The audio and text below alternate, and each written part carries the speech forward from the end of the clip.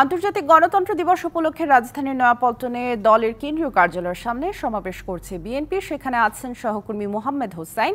বিস্তারিত জেনে নেব তার কাছ থেকে। হোসাইন, সমাবেশের সার্বিক পরিস্থিতি কেমন দেখছেন এবং নেতাকর্মীরা কারা কারা এসেছেন এবং কি বলছেন তারা জানাবেন।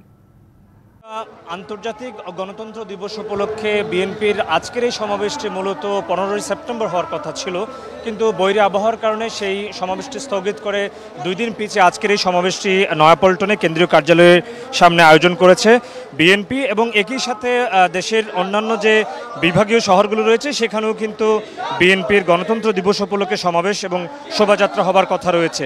এবং বেলা 2:30টার দিকে সমাবেশ শুরু হবার কথা থাকলেও এর আগে থেকে কিন্তু দুপুরের আগে থেকে কিন্তু বিএনপির নেতাকর্মীরা এই সমাবেশের স্থলে এসে জড়ো হচ্ছেন।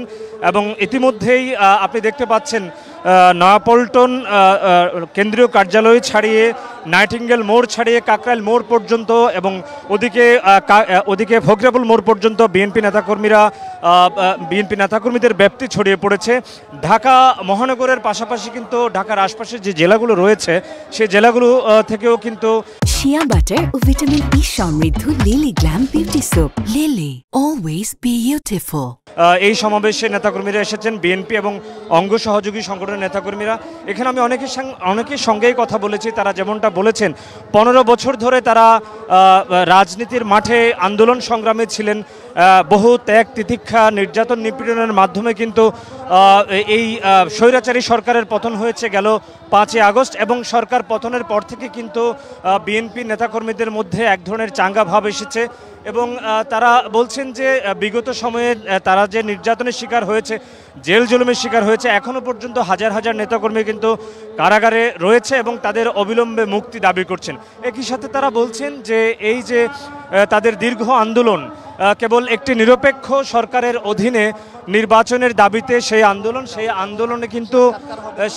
আন্দোলনে কিন্তু তাদের অনেক ত্যাগ তিতিক্ষা অনেক নিপীড়নের শিকার হতে হয়েছে। এবং তাদের কেবল একটি দাবি ছিল নিরপেক্ষ সরকারের অধীনে নির্বাচন।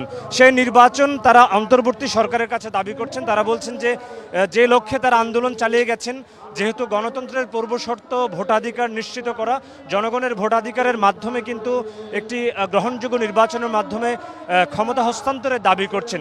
এবং যত দ্রুত সম্ভব সেই দাবি যেন অন্তর্বর্তী সরকার পূরণ করে একটি নিরপেক্ষ নির্বাচন দেয়, নির্বাচন কমিশন সহ এবং অন্যান্য যে সংস্কারের বিষয়গুলো রয়েছে, নির্বাচন কেন্দ্রিক সংস্কার, সেই সংস্কারগুলো যেন অবিলম্বে শেষ করে একটি নিরপেক্ষ নির্বাচন দেওয়া হয়, সেই দাবি কিন্তু তারা করছেন।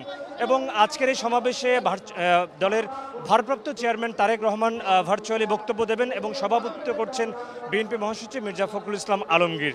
এবং অন্যান্য স্থায়ী কমিটির নেতৃবৃন্দ কিন্তু এখানে এই সমাবেশে বক্তব্য রাখার কথা রয়েছে। এর মধ্যে সমাবেশ শুরু হয়েছে কোরআন তেলাওয়াতের মাধ্যমে। পরবর্তীতে বিএনপি মহাসচিব কথা বললে কিংবা অন্যান্য নেতারা কথা বললে আপনাদের অবশ্যই জানিয়ে দিতে পারবো। তো স্বামী, এই ছিল আমার কাছে নয়াপল্টন থেকে সবশেষ খবর।